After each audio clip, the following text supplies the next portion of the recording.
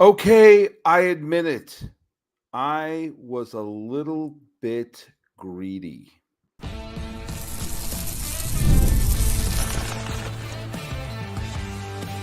You are Locked On A's, your daily Oakland A's podcast, part of the Locked On Podcast Network, your team every day.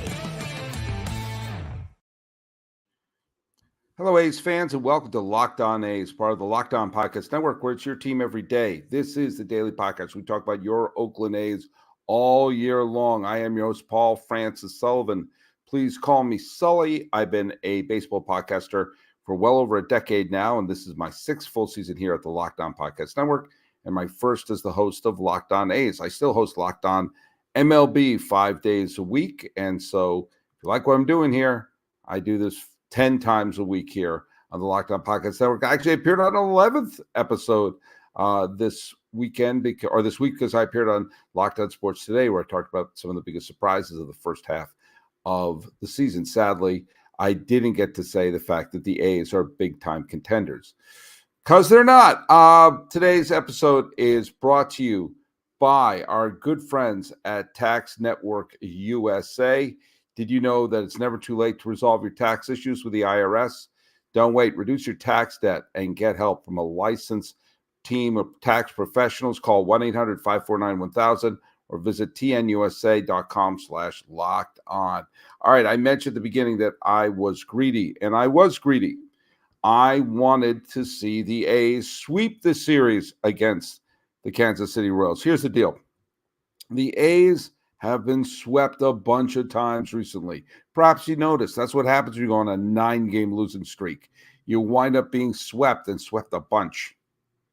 And so, forgive me if I wanted to return the favor, especially when I knew that this would be a huge, kick to the fruit stand for the Kansas City Royals. If they had lost that game yesterday, they would have fallen into a virtual tie with the Minnesota Twins and be only one game ahead of the surging Boston Red Sox. That's right. No small part of what the rest of our year is going to be like, if you're following the A's, is spoiling other people's fun, knowing that they've circled the A's on their calendar as easy wins. Now, A's went on that 27-game stretch where they went 17-10 and were spoiling a lot of people's parties. Well, it's been real ugly since then, but they spoiled KC's party, and they were, they did not feel like a sunshine band, and the former Kansas City team, the A's, beat up the current Kansas City team, but I wanted the damn sweep. Yesterday was a perfect example, however. Remember when I talked the show yesterday where I said that Miller coming out of the bullpen to close a non-save situation was important because it clinched the series. They walked away knowing worst case scenario, all hell could break loose, and they still won the series. Get your best reliever out there, slam the door in the series. You got to win a few series every once in a while, and that's what they did. Now, they wound up not using Miller yesterday, and so Miller will be rested and ready for tonight's game against Minnesota. But let's do an autopsy of what happened on Wednesday afternoon. First of all, it was Spence, hasn't pitched horribly, against Seth Lugo, who has been an absolute revelation being signed there. And so, Lugo has been terrific, and Freddie Fermin had a solo home run in the second inning, and not satisfied with that, he had another solo home run in the fourth inning. So Spence let up 2 home runs, but by the time he got out of the game after 6, the score was 2-0. So it wasn't like he got hammered. He let up 2 solo shots. And if the A's could have had a bloop or a blast somewhere, something could have happened. But first of all, the A's were a big time victim of the double play ball.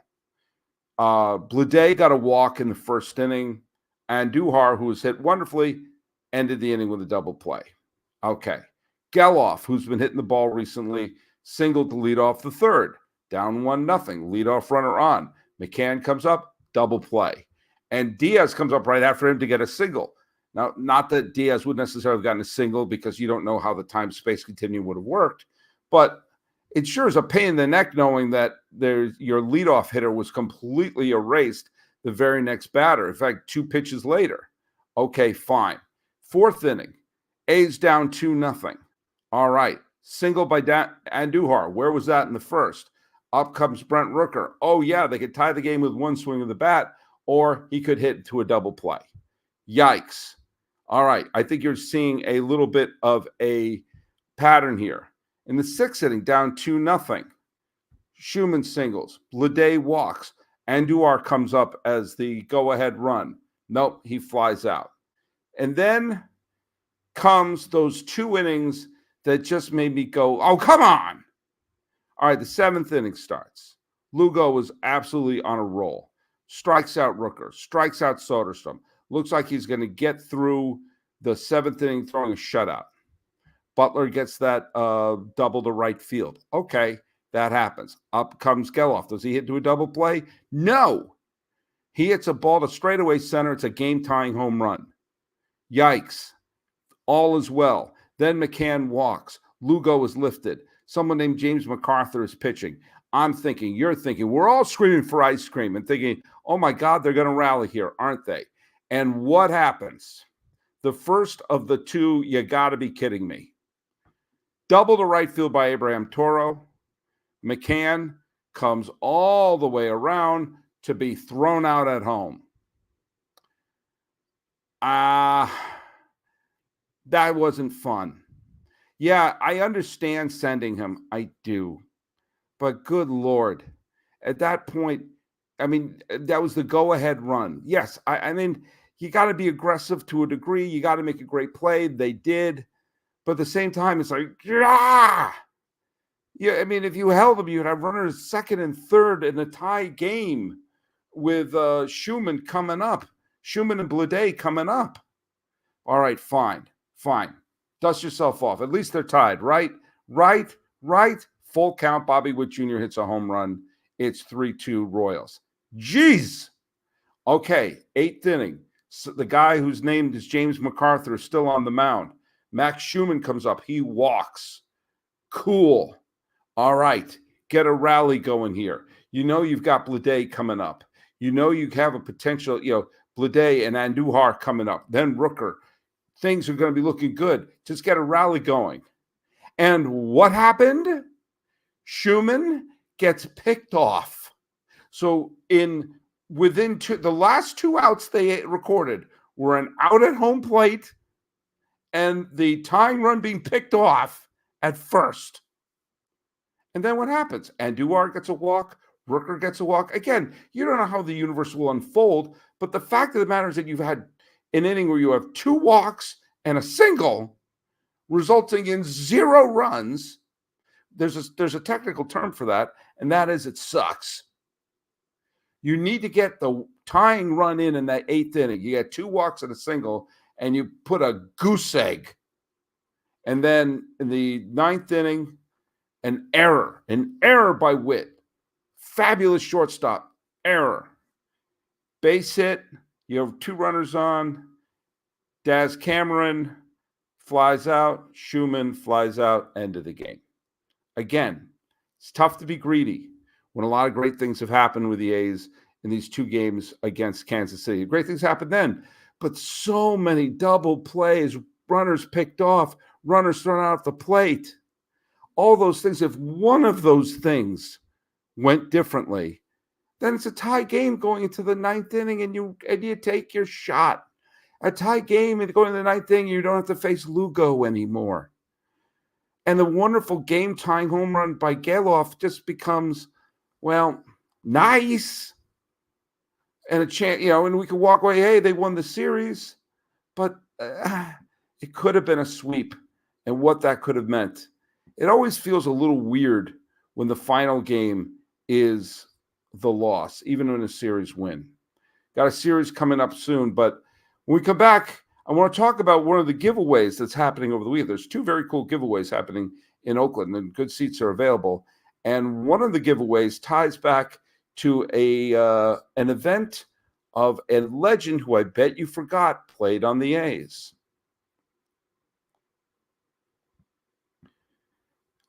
I am clearly a fashion plate. I clearly know what to wear and how to wear it.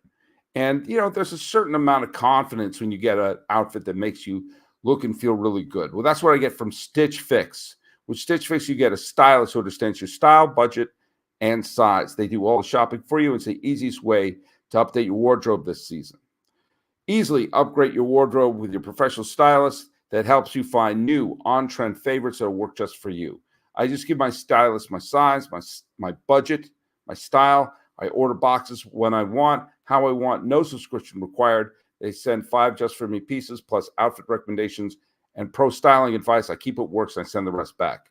My stylist always sends just right pieces. The fit is on point. It's like they have ESP. They just know what to get. And it makes it all so easy because I don't really like shopping for clothes, and they save me that time and effort. Plus, I get outfits that make me look and feel really good. If you don't love something, just send it back. Shipping and returns are always for free. And you get styles that make you feel as good as you look. Now's the best time to get started on StitchFix.com/MLB. Get $100 off. That's $25 off your first 4 fixes for a limited time only. Go to StitchFix.com/MLB for $100 off. StitchFix.com/MLB. Must redeem within 7 days of sign-up. Offer does not include kid fixes. What is the hub for sports takes and news in your life? Make the switch to Locked On Sports Today, a free 24/7 sports streaming channel program to bring you all the top stories of the day. Locked On Sports Today brings you can't-miss analysis, opinions, and streaming news 24/7 on YouTube with a free Amazon Fire TV channel app, part of the Locked On Podcast Network, which is your team every day. Hey, this weekend, I'm not a big bobblehead guy. I don't get them. I don't understand the appeal of them, but I know a lot of you do, and I don't judge, like what you like. But they're having a bobblehead in honor of the Negro League game and the celebration that they had in Birmingham, and it's for Satchel Paige, and it's Satchel Paige in a rocker. By the way, on Sunday, they have the replica for the 1974 World Series champion A's. They're doing a reunion. I'm thinking about going to that game, but I digress. Satchel Paige in the rocker is, if you're into bobbleheads, that's going to be a unique one. And that's going to be one with a little bit of character in it. And it's based upon a real event that happened in 1965.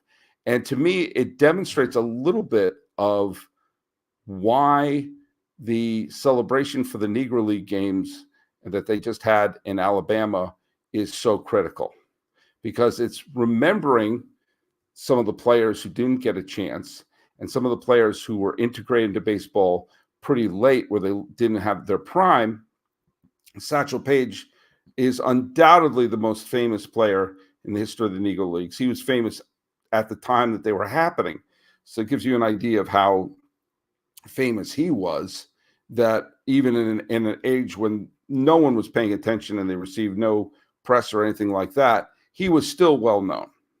Well, his prime was well before the time that he came in and pitched for Cleveland when they won the World Series in 1948.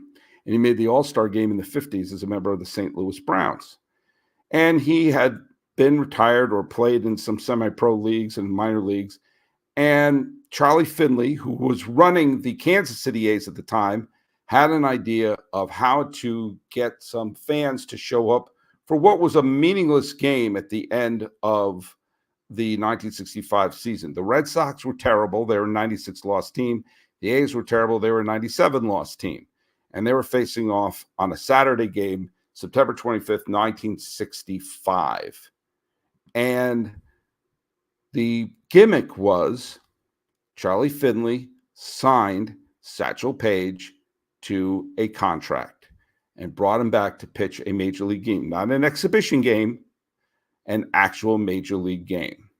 And in between innings, Satchel Paige would sit in a big rocking chair that they had set up by the dugout, and they had this nurse supposedly taking care of him.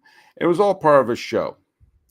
And there was a fun part of the fact that Satchel Paige played his first game in the organized Negro Leagues in 1927 and played his last game in organized Major League Baseball game in 1965.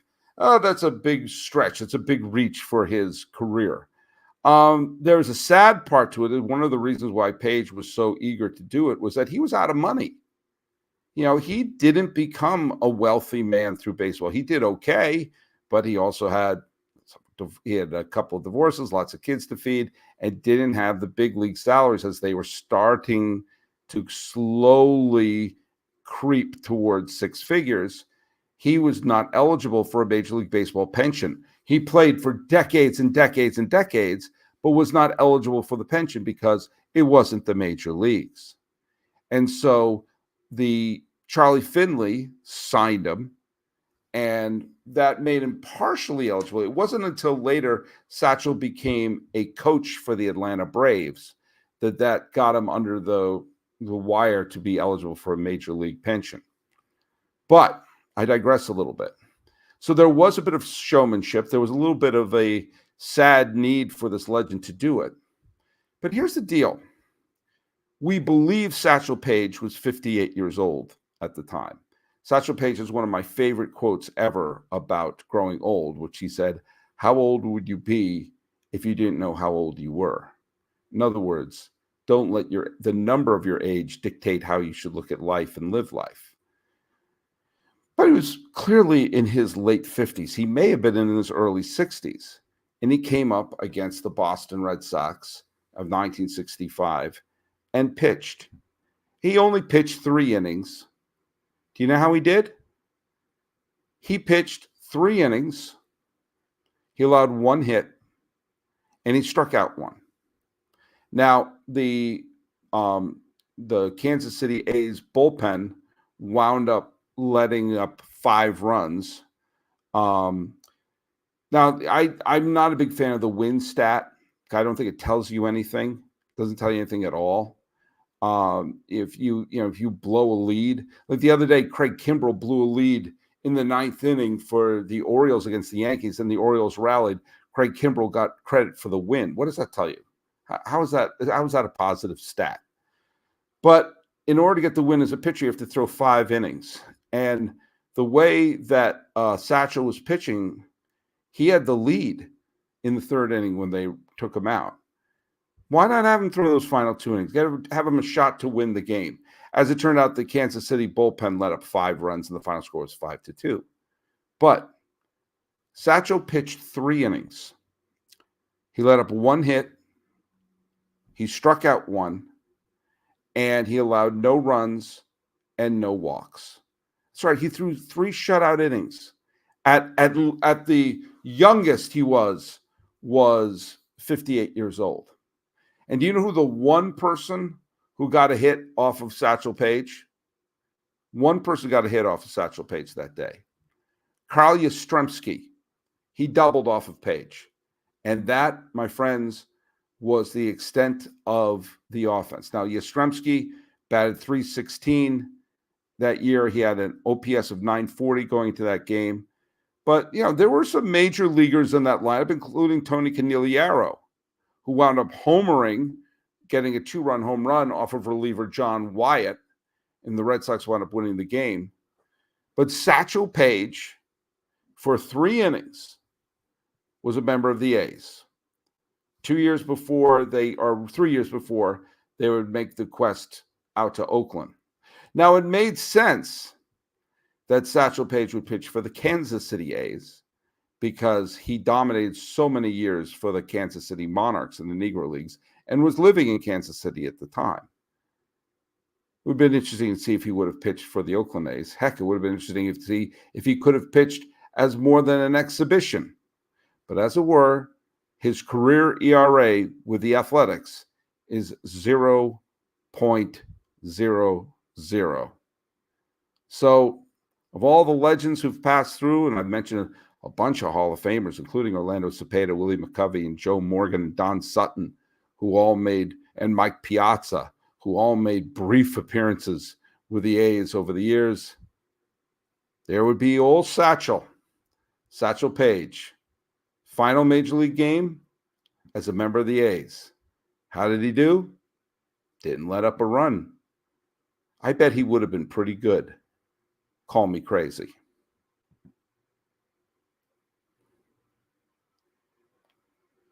All right, let's talk about our friends over at the Tax Network USA. We here at Locked On A's, we pride ourselves on getting you the latest info for the A's, whether it's the offseason, the draft, spring training, or the move wherever the hell they're going to play. It's year-round, but you also year-round collection seasons. Just because tax season is over doesn't mean the IRS will stop coming after you for unfiled taxes.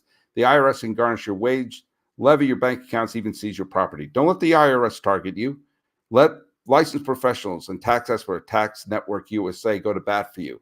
I sometimes work for media companies that pay me either in cash or send me a check without the taxes taken out. They have to file a 1099. If I didn't have people like at Tax Network USA working for me, I'd be in deep trouble and owe lots and lots of money. Whether you're needing to file your taxes properly, you owe, or you suddenly have hit that big parlay. What you need to do? You need to get your taxes prepared properly. Call 1-800-549-1000 or visit tnusa.com/lockedon. Visit Tax Network USA. They got over 14 years experience and an A+ rating by the Better Business Bureau. They're where you need to go. See the link of the episode and the description below for Tax Network USA.